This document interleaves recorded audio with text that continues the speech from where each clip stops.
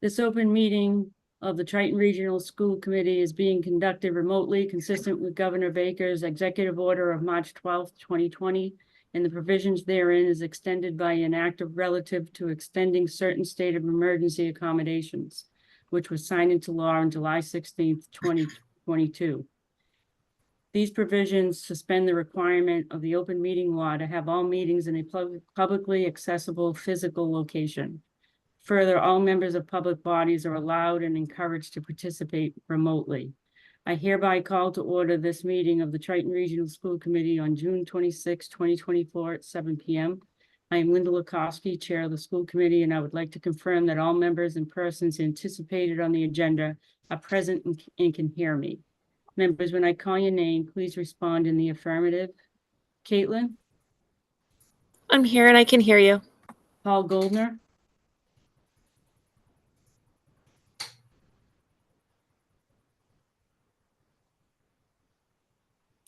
Did you get that? Nope. Can you say it again? I'm here and I can hear you. Kelly? Yes, I'm here and I can hear you. Matthew? I'm here and I can hear you. Narissa? I'm here and I can hear you. Paul Mayette? I'm here and I can hear you. And Paul Lees? I'm here and I can hear you. Staff, when I call your name, please respond in the affirmative. Superintendent Brian Forget. I'm here and I can hear you. Director of Finance and Operations, Brian Perry. I'm here and I can hear you. For this meeting, the Triton School Committee is convening remotely via Zoom using the information posted on the district's website identifying how the public may join. If you are personally attending by video conference using your device's camera, please be aware that others may be able to see you. Committee members and administrators, please remember to mute your phone or computer when you are not speaking. All supporting materials that have been provided to members of this body are available on the district's website with the agenda posting. The public is encouraged to follow along using the posted agenda. Each vote taken in this meeting will be conducted by roll call vote. Please note that this meeting is being recorded and that anything that you broadcast may be captured by the recording. I'm going to read our vision statement. We are a community of learners known for our unwavering commitment to meeting the needs of all students. Through the adoption of best practices and our active partnership with families in the wider community, we're united in supporting the development of engaged, successful, responsible, resilient learners. Students will be well prepared to be ethical, empathetic, and contributing citizens. The next item is the oral communications from the public. The next item on the agenda is public comment. Members of the public, the meeting host muted you as you entered the meeting. If you would like to address the committee, please indicate now that you would like to do so by raising your hand on the video call or using the raise hand option in the participant screen. The meeting host will unmute you so that you can address the committee. Please refer to the public comment policy language on the agenda when making your comments, and remember to speak clearly in a way that helps generate accurate minutes. When you have finished speaking, the meeting host will mute you again. The public comment policy language on the agenda states members of the public may address the committee for up to 3 minutes longer with the permission of the chairperson. The committee will not engage in discussion on topics raised during public comment, but may choose to add the topic to a future agenda. This agenda segment will be limited to 15 minutes. Is there anyone who would, from the public, who would like to address the committee? Seeing none. New business. Do any members of the committee have new business they would like to be added to a future agenda? Seeing none. Use of stabilization. We've talked about the need for this in the past meetings, but despite an early spending freeze and ongoing work by the administration to find savings wherever possible, the operating budget is incredibly tight this year. A significant part of that is due to unanticipated large repairs on the campus. Brian Perry, Triton's Director of Finance and Operations, is going to discuss some of the other reasons and talk about the recommendation coming from the Finance Subcommittee on transferring some funds from the capital stabilization account to cover the shortfall. Thank you, Linda. Yeah, I just wanted to touch on, I guess, a little bit of the review that we had with the finance subcommittee on Monday is, as you noted, the building maintenance certainly continues to be a challenge. There's issues to just keep it as stable of environment as we can sometimes with the age of the building. We're looking at a deficit of about almost 200,000 for FY24 just to keep everything moving forward. We had some other challenges from the get-go with school choice and charter schools coming in about $125,000 more than we had intended once the cherry sheets were finalized after the budget was set for last. Out of district tuition was also a challenge for us. The cost for that came in over $100,000 more than we had planned as well, and we continue to leverage to the fullest extent of the circuit breaker fund that we have. So we don't really have any relief or offset beyond literally the full amount from this year plus what we had tucked away to start the year. So those are challenges for us. We continue to look to use and leverage the revolving funds that we have. That's going to be a smaller extent to provide a little bit of relief. We've continued to work to make sure we have purchase orders that we have reserved and encumbered but not spent, which will give us some budget relief as well. That's probably to the extent of 70,000, potentially more, as we're getting the last bills in to close out the year. When we reviewed the financials with the finance subcommittee on Monday, after literally running the last payroll on Friday, it showed a deficit of 450,000, which is inflated. As it's showing health insurance withholdings as an expense, we have to reclass that out. That's going to be to the magnitude of roughly 135,000, we hope. Something pretty close to that figure, but we don't quite have a firm figure on that, but we have a pretty close figure on that. So if we're able to remove that from the figure, we're looking at a shortfall, we think, of roughly 315,000 for the year. The one challenge we have still is we do have to cover the deficit in the user fees. The last wave of stipends being paid back in May, so we're gonna have to make sure we cover that as well. We're looking at about 50 to 50,000 there, where these are usually split between the general fund and the revolving. The user fees fund. So that's typically those are split 50-50. We have a budget surplus of a corresponding amount in the general fund that we have to just work to resolve and cover that, unfortunately. So I've been talking with Superintendent Forget. The request to use would be an up to amount figure. We don't believe we're going to use it, but we just, as we.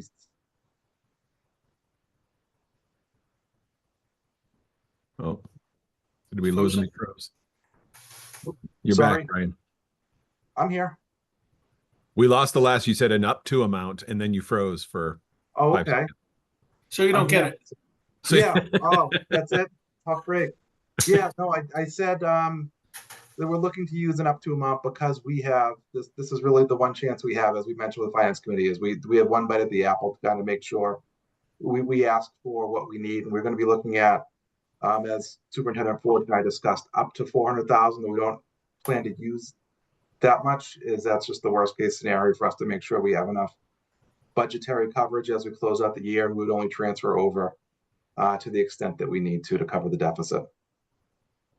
So just when we were talking on Monday, was that just Monday? Monday, that was Monday, yeah. 48 hours ago, that figure was more like 500. So again, and we were talking about hoping to get it more like 350. Now with that lower amount from medical insurance, asking for 400 as a not to exceed, with the hope that it's more like 250 to 3. But as Brian mentioned, that we need to have that vote by the end of the fiscal year, which ends on Sunday, technically, with June 30th. So this is a matter of covering all the possibilities. It's highly unlikely that we would need all of that. Yeah, between 250 and up to 3 seems pretty realistic, but we just need to have the assurance that we have enough where it doesn't have to impact and cause many more problems for us down the road as we close the year out. So the actual amount that's transferred is based on what's needed to close the books at 0. That's the goal, is having no surplus and no deficit. So just to clarify, so we currently have like 1.625-ish million in stabilization. We're due to add 150 in the fiscal 25 budget. So as of Monday, that 1.625 adds 150. So it becomes roughly what, 1.75-ish, call it. So if we were to take 300 out of that, that would still leave us 1.45 million in stabilization. Does anybody have any questions or comments on that? Brian, can you just repeat that last sentence that you just Yeah. said? So you remember we never had stabilization until a couple of years ago. We put $1 million through ESSER, and then we moved 500 of E&D into stabilization. We then added 75,000 this year because we were now budgeting that. Next year, that $75,000 line grows to 150 per year. So with interest, it's actually more like 1.62 or 1.618 or something like that million. For the fiscal 25 budget, we're putting 150 in on top of that. So that 150, so if you call it for even 1.6, we're adding 150, which makes it 1.75. If we took 300,000 out, that would still leave us 1.45 as we go into next year. Thank you. Sure. So the amount we're gonna make a motion for is not to exceed 400,000? Correct. Okay. I'm gonna, can Are I you have ready a for a mo- motion? Yes, You want me to just make it? I'll make a motion to approve the transfer of funds not to exceed $400,000 from the stabilization account to the general fund for the purpose of funding additional repair and maintenance costs incurred in fiscal year 24 as recommended. I'll second it. any discussion? We have to have a roll call vote. Paulies, Yes. Caitlin, Yes. Kelly, Yes. Paul Mayette, Yes. Paul Goldner, Yes. Matthew, Yes. Narissa, Yes. and I'm a yes as well. All right. Thank you. Thank you, everyone. I hate having to ask for money, so I appreciate you working with us as we close the year out. So thank you. The evaluation of the superintendent. The committee is responsible, one of their major things that the committee is responsible for is evaluating the superintendent and submitting the results to DESE. Recently, all the members of the committee who have served at least 1 year completed an online survey about the superintendent's goal, progress, and performance. Attached to the agenda, you will find the results of the survey in the all summary data file. There is also a 2024 summary document, which is calculated averages rolled into one file. As you will see, the committee responded that they believe the superintendent has made significant progress on goals 1 and 3 and met goal 2. They also indicated that the superintendent is proficient in the instructional leadership category and exemplary in the management and operations, the family and community engagement, and the professional culture categories. The following pages, the comments that members included in their survey responses. The field at the bottom of the first page for the final evaluation rating is blank, and the committee will determine that rating through discussion tonight. I want to congratulate the superintendent on his evaluation, and I will open the discussion now for comments from members if you want to discuss any of your evaluations on the superintendent.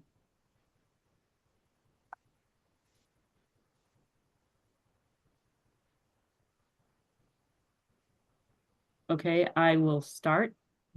Brian, I think from last year to this year, I think you have hired great people around you.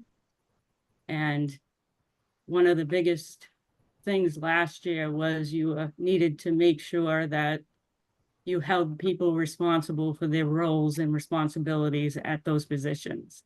And I think going into this year, you have done a better job at that. I think with having hired these people for these positions, I think it allows you to possibly go into the schools more often and, you know, check to make sure that people are being accountable for those jobs that they've been hired for. You've hired somebody at Salisbury Elementary, and Salisbury Elementary has made some progress. And I'm just hoping that with the new principal over there, that continues in that direction. That is an area that I'm hoping that you spend more time in that school, making sure that the culture and everything there is at the same level as the other two elementary schools. I know that Salisbury has challenges. However, I think the leaders of the schools, regardless of where our students come from, once they go through those doors, I think it's up to the leaders to make sure that all of our kids feel that they can do anything regardless of what's going on outside of school. So that's just what I'm hoping the culture changes there, that everyone should feel that regardless of their circumstances, they should be able to achieve at a high level. I'm honored and proud to have you as the superintendent, as we've gone to down the Cape to those conferences and seeing and hearing the disgruntled school committee members and all that around the state. I think we're very lucky to have you and the great people you've hired around you here at Triton. One other thing, I just think we have to make sure that at the elementary levels that everyone feels they're part of Triton, that trying to get our elementary students up to the middle school, our youth programs, our youth sports, playing on our fields at Triton, on the courts at Triton, showing them that Triton is where they want to be when they come up to the middle school and high school and going forward. So I just think being a Viking has to be instilled in them at the elementary levels. And thank you for all you do for Triton. I'm proud to be a school committee member here at Triton, and I think you do a great job trying to make sure that our students and faculty feel that. Convocation, when you speak, I think it's amazing what you put forth for the new year, and hoping that the staff follows you and completes what it is that your focus is for our students. That's all I have. Thank you, Linda. I guess I'll go next since no one else is jumping in. So I think I agree with a lot of what Linda said. It's having served on the committee for a long time, I think it's hard because I see both a continuum and the immediate year. And sometimes it's hard to feel like we're making huge progress, but I think the whole point is that it's hard to make huge progress until you sort of rally everyone behind you and get them involved in the vision. And I think I see real progress starting to kick up in a lot of places, which is what we should be seeing. I would definitely agree with Linda. We see a lot of other school committees that are struggling with their superintendents, a lot of superintendents that are sort of, I think a lot of them are ready to settle for the status quo, is like what they have is just the lane that they're going down, and they're just trying to stay there. It's a safe way to go, and I don't see you doing that. I do think there's still a lot of room for progress. It was nice to see Parent Square come in this year. I don't think it's quite there to the use that it could have. I think that was reflected in some of the comments I saw from other school committee members in the evaluation comments. I think, you know, there is work to definitely do on this idea. I think Linda mentioned it and I saw it in the comments as well, just belonging and having that loyalty to Triton and being a Viking. I think it is so much farther than it was when, you know, when I came on board in 2015, it wasn't there really at all for the younger kids. And now we're getting there. So, you know, my opinion would be that you're definitely proficient, and I would say beyond proficient to exemplary for the work that you've done this year. But I also want to call out that that's still on, you know, this continuum of progress that you've been on. And it's just, it's big steps forward that are happening. And I think that's phenomenal. And I'd say that's why you deserve an exemplary. It's the growth, it's the progress. Thanks, Narissa. I can't raise my hand. I'm sorry. So let me know when I can speak, please. Go ahead, Caitlin. I apologize. My video is not working and I can't find the raise hand. I would solidly say that I agree with Linda and Narissa. It's so easy, Brian, to take you for granted because we watch other school committees and there isn't one area where we have these larger things like budgets or instruction and curriculum or bringing the community together that you don't research and fully throw yourself into from the bottom up. And I think that needs to be pointed out because there are a lot of superintendents in the area that are very good at one thing, not so great at others, and you kind of see an imbalance in the path they take. And I think as you move Triton forward, you are very careful to balance all of those needs and kind of keep pushing. I have seen tremendous progress in pulling the elementary school into Triton and getting them on campus. We saw Alan Patrick bringing students to the high school. I've seen a lot of camps geared towards our elementary students that are affordable and amazing.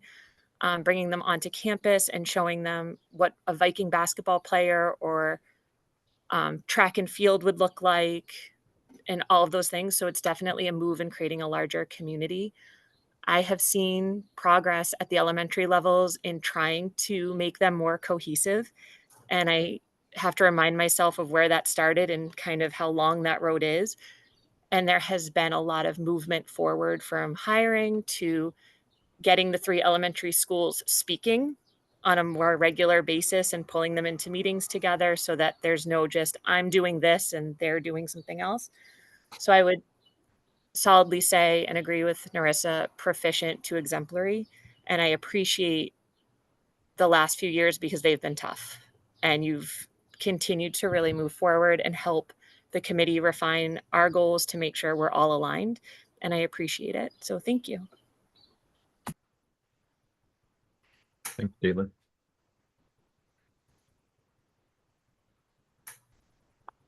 Would anybody else? I just wanted to add one more thing, Brian, that I went to Salisbury's, what is it, Step Up Ceremony, yeah, recognition. ceremony. And I was really glad to see Mr. McCray and Mr. Kelly there. I says, I think that speaks volumes of trying to make sure that you have, you know, the superintendent there, you get the principal there, you got the middle school there, so that the parents can see who their children will be moving on to. So I thought that was really great to see that this is the first year that I've seen that. So I appreciate that. For sure, that's happened, for sure.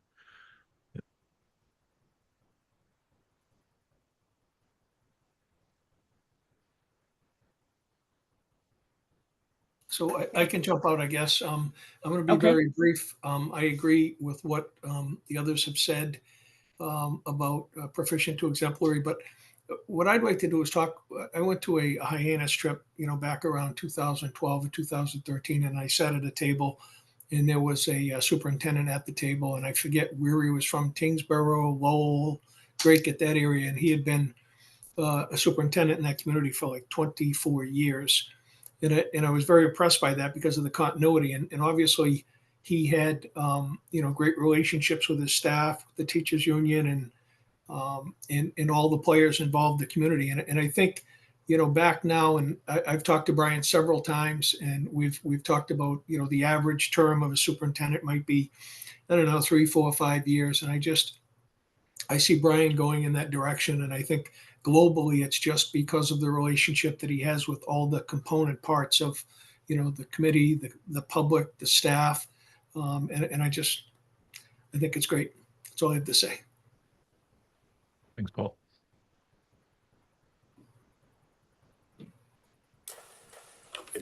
With a lot of, sorry.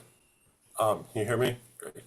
I agree with a lot of what Paul leased. A lot of the best parts of in your job as a superintendent that Triton from the bottom up to the top. And so all of the different roles and how the different people fit into the roles. And you do a very good job of trying to incorporate all of those into what you're putting together.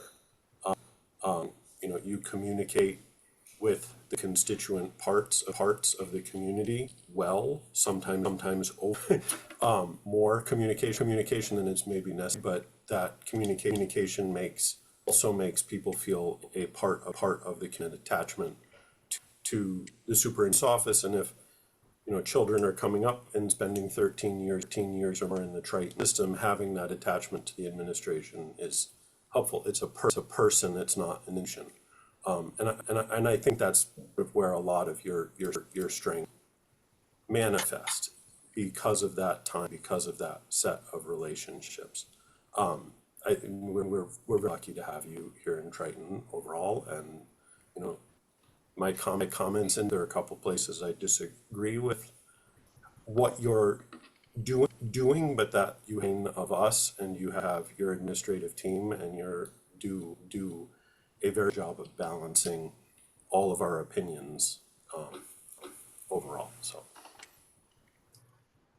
Thanks, Paul. Appreciate it.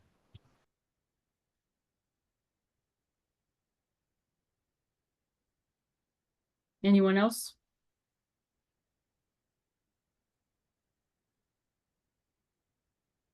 Okay, then that leads us to the overall rating of the superintendent.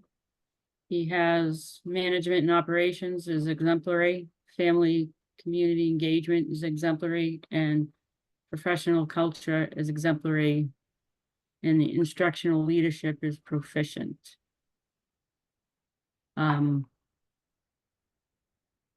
So I believe for myself, the overall rating, I would give Brian exemplary. Is there anybody else that thinks it should be something different?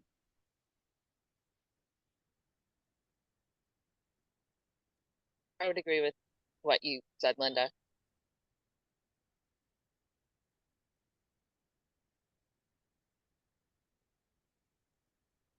Not hearing anyone, can we just say that's agreed? Yeah. All right. I'll make a motion to approve the evaluation of superintendent of schools for the 2023-2024 school year as reviewed, discussed, and agreed. I'll second it. Any discussion? We have to have a roll call vote. Paul Mayette, Yes. Paul Lees, Yes. Paul Goldner, yes. Matthew, Yes. Kelly, Kelly I can't didn't think vote. I didn't think I was allowed to vote this, am I? oh yeah, You are correct, you're not. Yeah. you're correct. Yeah. I apologize. Caitlin, Yes. Narissa, Yes. and I'm a yes as well. Congratulations, Brian. You're exemplary. Thank you, Linda, and thank you all. I appreciate it. And to quote a wise woman, it takes a village, and I mean that, kidding, obviously, but there are for all of the superintendents that you've sat next to and thought, my gosh, we're doing better. Same right back at you, because school committees can have a lot of power, and you've watched it have a lot of power across the state. And that power has not been used wisely when there's been fights about things and such. And so I consider it an honor to be starting my 30th year on Monday in the district, and I look forward to many more years. So I appreciate it very much. Okay, the next item is the policy review, section C. At our last meeting, we reviewed and approved the policy subcommittee's suggested changes for section C of the policy manual as a first reading. This agenda item would vote section C as the second and final reading. Are there any comments or concerns? Can I have a motion? I'll make a motion to approve edits to the policy manual, section C, as presented as the second and final reading. Second. Discussion? A roll call vote. Paul Mayette, Yes. Paul Goldner, Yes. Paul Ease, Yes. Matthew, Yes. Caitlin, Yes. Kelly, Yes. Narissa, Yes. and I'm a yes as well. The next one is policy review, policy JF. I'm going to turn this over to the superintendent. Thank you, Linda. So there's a red line marked up document, and there is a clean version. This is a policy JF that has been in existence for quite a while. It is unique in that it speaks only to elementary, because school choice is a statewide program, but because we are a three-town region, we also have this intra, meaning students traveling from one town and going and attending or requesting to attend another elementary. That obviously doesn't come into play when we all come together at the middle school and the high school. So there has been some of the cleanup in this. A lot of the red line cleanup has to do with just bringing the policy forward to 2024. There was references to enrollment of kindergarten students when we were tuitioning in and making those decisions earlier in February and March. Obviously, that doesn't exist anymore because we enroll all students full day. So the kindergartners are enrolled in the same timeline with everyone else. So the difference, the major difference in this policy is on page 2, where we are giving preference for educators who are intra-district families for enrollment. We have had this discussion, those who are on PNN. This was brought forward through negotiations as a benefit for educators within the district. It is challenging to be an educator in one town and live in a different town and have your kids on different schedules. I'll say it fell apart in that process, because where districts have done this in the past, a contract or other agreement can't supersede state law and the policy for school choice. So if we have a policy that says we can prioritize teacher A, and teacher A teaches for Triton but lives in Georgetown, if we bring a student in and allow them to attend Triton from Georgetown, we cannot charge them as choice because we didn't follow that same process, which is a blind lottery-based system to accept those students. So that kind of fell apart there. Recently, this came up as a discussion about, well, what about districts, or what about educators who teach at one of our 3 elementaries and live in one of the other Newbury, Raleigh, or Salisbury town? And so that was brought forward, had some discussions, brought it through PNA, and largely that's what the substantive change to this policy. It just basically says an educator who, for example, lives in Rowley and teaches at Salisbury, in considering intra-district choice families for new enrollments, we can prioritize the educator over another resident within the town. Again, no money changes hand with inter-district choice because we're going from Newbury to Raleigh, Salisbury. We all are Vikings from Triton. So that's substantively again, there's a lot of red lines all over that with some other cleanup, but that's largely what this does, is provides, it's specifically about elementary because that's what we're talking about with intra-district, and it just gives preference for educators who live within the district but teach in a different town to bring the students to their school. And again, if space allows. So just because I'm a teacher at Salisbury and live in Newbury doesn't mean I can automatically bring my child over to with me at Salisbury. There has to be space where we've said we have 1, 2, 3 seats, and it just allows us to prioritize those, that family and those students. Does anybody have any questions or concerns? Comments? I mean, I'll say I really like this policy. The thing that I'm struggling with is in the agenda, it said as a first reading or a second and final reading. And but as the policy notes, that inter-district choice is mid-June, which is already passed. I guess my question is, if this goes in as a first reading now, would it materially change anything that's happening for intra-district choice this year? Because I hate the idea, I don't want to change anything essentially after the process is supposed to be done, if it's going to have an effect on the process itself. If it's not going to have the effect on the process itself, I would be more inclined to take this as a second and final reading now. I would say to you, this would allow us, this year, there is one student who would be able to be enrolled. No additional students wouldn't be able to. Does that make sense? So Yeah. There's no further people that would be denied. There is one student who would be able, with this priority, be able to be registered. Okay, so there's no situation where it's one seat and you have 2 candidates and one of them happens to be child of a staff member. Correct. Okay. There are, I mean, so there are at this particular grade level, there are multiple applicants. They've all been told no.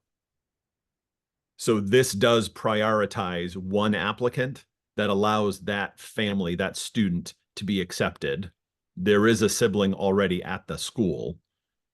But this is a delineator that allows us to accept that it's obviously an educator's child.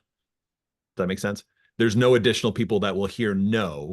Everyone's heard no right now. This will allow us to say yes to one educator.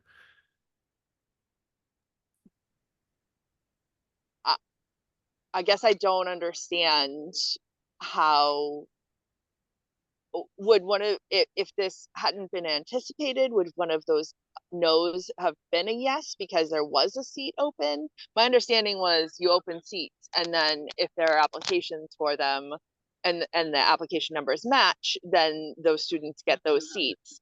If there are more application numbers, then it goes to or more applications than there are seats, then it goes to the this kind of hierarchy of criteria. Correct. So, and then at that case, we either, when in this case where the number, where the interest outweighs the open seats, we either say we're going to hold a blind lottery for a certain number, or we're going to say no to all of them. So in this case, we said no to all of them. But you don't vote a specific seat, right? You don't vote by school, by grade level, an exact number of seats. This creates a category of 1. This policy would change as a category of 1, right? That allows us to accept 1. Right now, it's a category with multiple people in it, right? So that with another sibling already in the school, there's multiple kids that already meet that, or families, I should say, that meet that criteria. This would be a delineator. So they've already all heard no. This would be a delineator that will allow the staff member to be, when I say the word different, right? There's a different qualification that they would qualify for that one. And we would say we can take just 1. I'm still not following, I guess, why, if there is truly 1 seat open, why there wasn't a lottery previously under the existing policy for that seat. Can I jump in with a question? Mhm. I'm not sure that there were any seats open because you said no to everybody, Brian. It seems like you're just creating an exception. So it's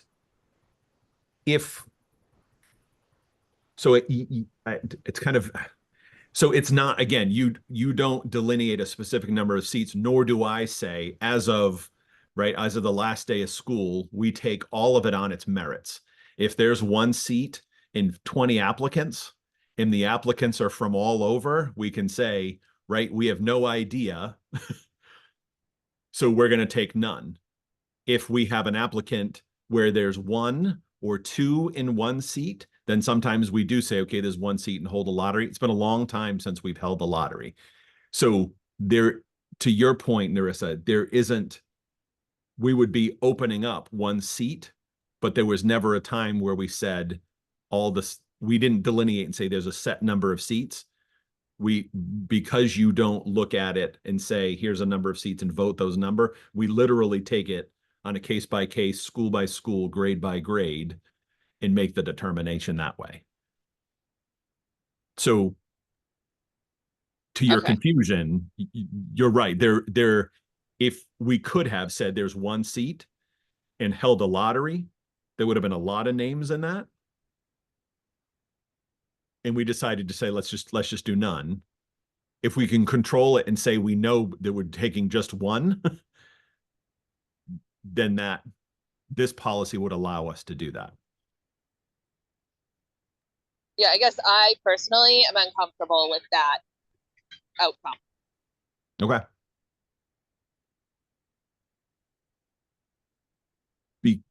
Can I say because timing? Because is it the Timing, overall? right? If this was in existence and as it's proposed, right? And you are coming into that and making that decision, I think that would be one thing, but we've essentially said there are no seats available. And now we're saying, oh, but we're actually changing the rules that this is working under, and now 1 will be available. And that's the piece that I think I'm uncomfortable with. Okay. Does anybody else have any comments? I I think Caitlin's hand's raised. Caitlin? The buttons changed on Zoom and I figured it out. I guess I think it goes back to Paula Lee's point. I'm stuck where Narissa's stuck because it's the timing of the change. Mhm. But I'm stuck if it's an exception or not.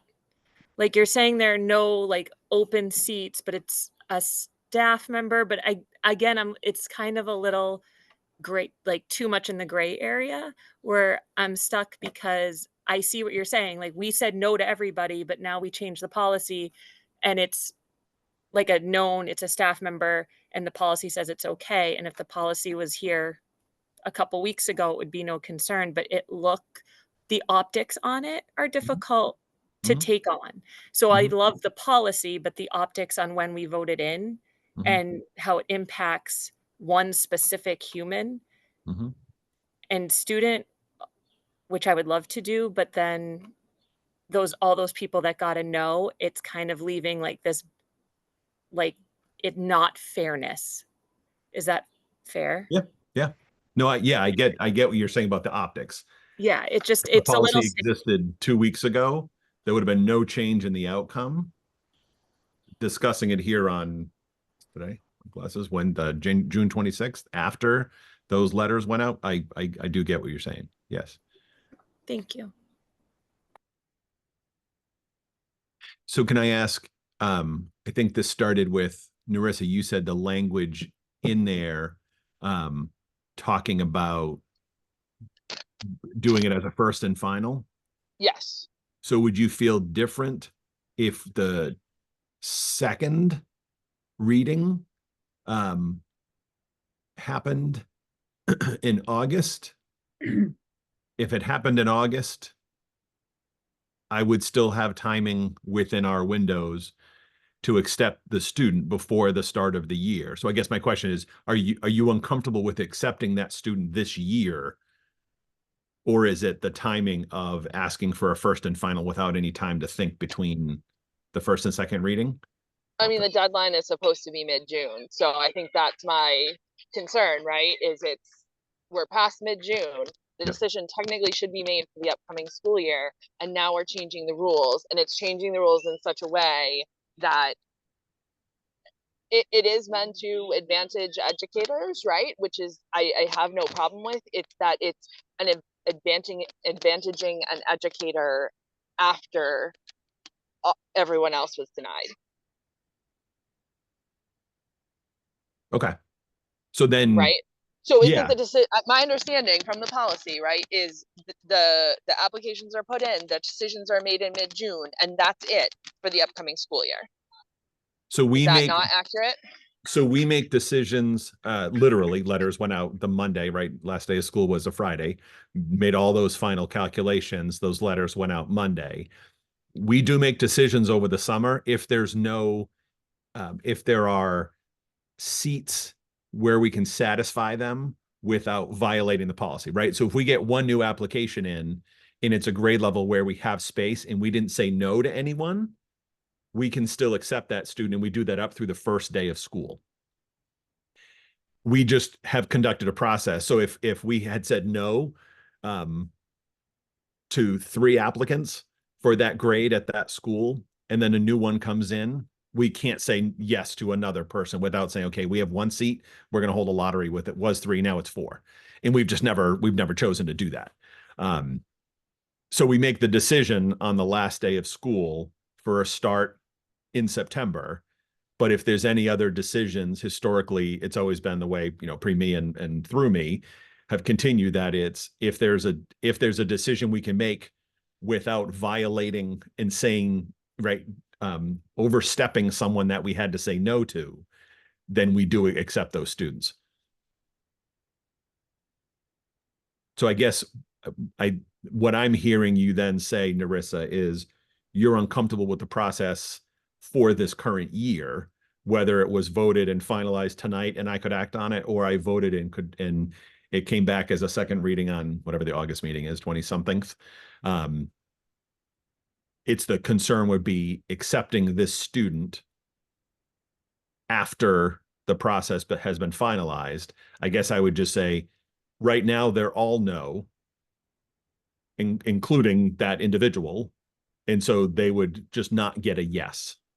It wouldn't change anything for the others that are already no's. I don't know if that makes sense. I did not follow it, I'm afraid. So right now, right, all of them have received no letters. If this policy changed, we would be saying yes to one person, but if the policy doesn't change, all of them still getting no's. It's just the only impact is an additional yes for this staff member. That makes sense. If no, Yeah, that does make sense. And I feel bad for the staff member because I wish this had happened, back in January. If this discussion had been had, like, I could have a clear conscience. But I think it's very hard right now to say everyone's been said no to, but then we're going to change the rules, and this one kiddo and family is going to get a yes now because the rules have been changed. Yes, and if I could just say, I would also have an equally unclear conscience if something we were changing could have advantaged them, but that's not even on the table, right? We're not saying there's no consideration where we're adding a category for anyone other than a staff member. So there's no scenario here where we would be saying yes to any of them. But by creating a separate category, that allows you to accept just one rather than saying no to everyone. That was Correct.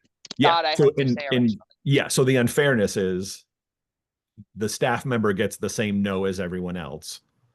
It doesn't, how do I phrase it, right? So yeah, so in fairness, yes, they're getting a yes when the others said no. There's no path for the others to get a yes with this policy, even if you approved it fully tonight. Right. Let me ask. Yeah. I don't know where sorry. Go ahead, Narissa. No, I was just gonna say, I don't know where anyone else is at. I'm still very conflicted by this. Yeah, but let me ask you this, Brian. Regardless of when this policy, if this policy was put in place in January. Yep. And you had up until a few weeks ago, Mhm. I think you would still only be saying yes to 1 seat. Correct. Unequivocally, yes. That is not, there's no debate there. Yeah, so regardless of whether this policy went into place in January or just before the deadline, as Narissa had said, you still would be saying no to everybody except for that one staff member. Mm-hmm. Mm-hmm. I personally don't have a problem with the policy and even allowing the staff member to bring their child here, because I think that's a perk that a staff member gets. And that could even possibly be the reason that we get to keep that staff member. Because it makes it beneficial to them to have their student in the same school as them. Absolutely. Yeah. And just to Yeah. clarify, so bringing here, the staff member lives within the district. So this isn't Right. living outside of the district. There's no money change. There's no choice, state Right. choice It's implication an here. it's an intra-district. Yep. It's So allowing them then to bring them to the school where they teach. Right. And So I I agree think fully. that's the part that allows me to feel comfortable with the decision if we accept the policy tonight Mhm. and allowing the staff member to have their child at the school is it would have been a no, it would have been a yes to that one staff member right from the beginning. Mhm. And everybody else would have been a no. So it's not that you're taking this staff member over anyone else. Everybody was going to be a no anyways. Mhm.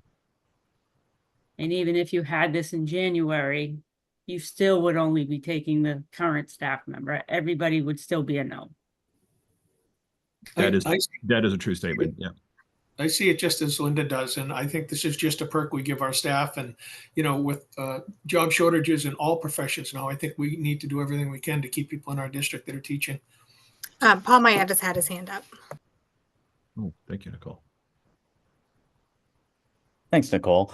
I think the other consideration in all of this is the student. And I know that that's maybe not always something that we ought to be thinking about policy wise, but if given what we're talking about, there is just the pragmatic outcome of a student who I would assume if they do not get to move this year would attempt to move for the 25-26 school year. And I can't believe I just said those years out loud. Yeah. Yes, that has been overtly stated. Yes, they will keep trying until they can. So in the interest of that student's education moving forward as uninterrupted and opportunity to bond with teachers, make friends, all of those things, I think the most pragmatic outcome is to allow that student to begin that sooner, rather than having them wait and push that whole thing off a year. Yeah, and I would say I don't want to get into details and make this personal, but I mean the reality is preschool has no choice, right? So if we have openings within the preschool in a certain section, I mean, there's even been times when out-of-town residents, because it's tuition paid, right? And we definitely have some families who come for preschool and then have to apply for choice for kindergarten. So yes, the continuity is important for the student. And I would say this, to the overarching discussion about choice, we've had this discussion for years, right? Choice is alive and well in Triton, and choice is a dangerous game because when it's a blind lottery and we've got 2 seats and 10 interested, and I pulled 2 names out of a hat, we literally know nothing about those students when they're coming from out of the district.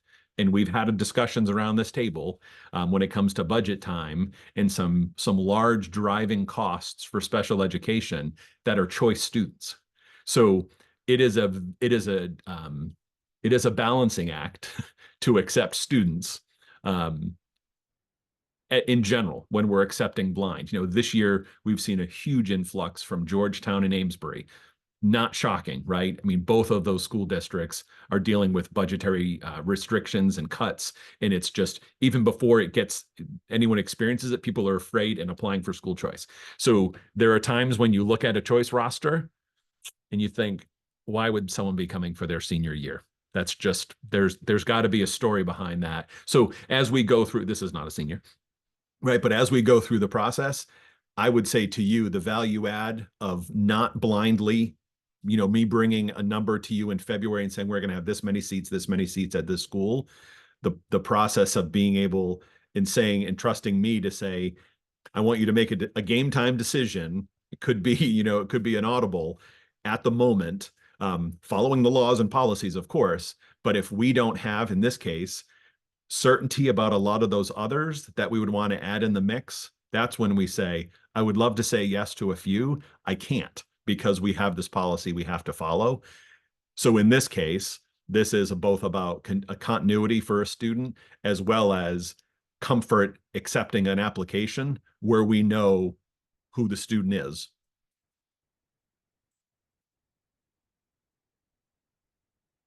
That sounded like there shouldn't have been a period there. Should have been a period. We know who the student is. I inflected wrong. Is there anybody else that would like to comment on this?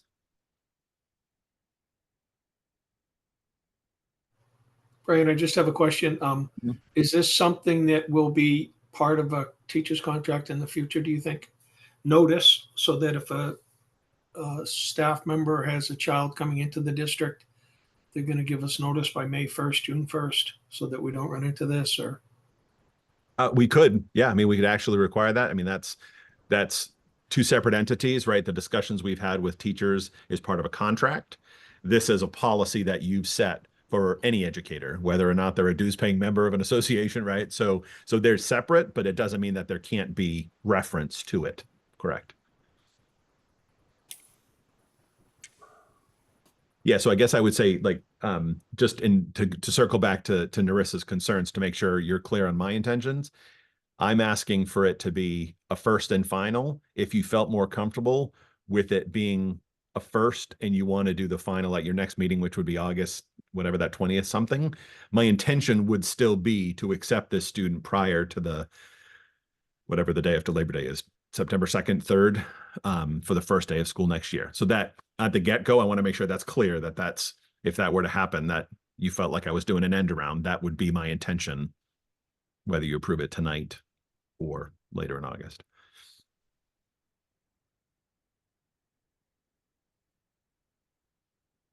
All right, seeing that no one else wants to comment. Can I have a motion to approve the edits to existing policy JF as a first reading, second, and final reading as presented? You need to choose one or the other. I was gonna say first and final. I think that's what We're just doing all three tonight, come on. Make a motion to approve the edits to existing policy as a second and final reading as presented. First and final. Just First saying, and- sorry. Okay, Narissa, you read the motion. She couldn't do it. She couldn't let you have it. I mean, I can do it. I just don't agree with it. So I'll make a motion to approve the edits to the existing policy JF as a first and final reading as presented. I'll second it. We'll have a roll call vote. Paul Mayette, Yes. Paul Goldner, Yes. Paulise, Yes. Matthew, Yes. Kelly, Yes. Caitlin, Yes. Narissa, No. and I'm a yes as well. All right. Thank you all. Yes. And now the next one is motion to adjourn. I want everybody to have a nice July. And we'll see you in August. Can I have a motion to adjourn? I'll make that motion. Second? Roll call vote, Paul Mayette, Yes. Paul Goldner, Yes. Paulise, Yes. Matthew, Yes. Kelly, Yes. Caitlin, Yes. Narissa, Yes. and I'm a yes as well. Thank you and have a nice evening. Thanks, everyone.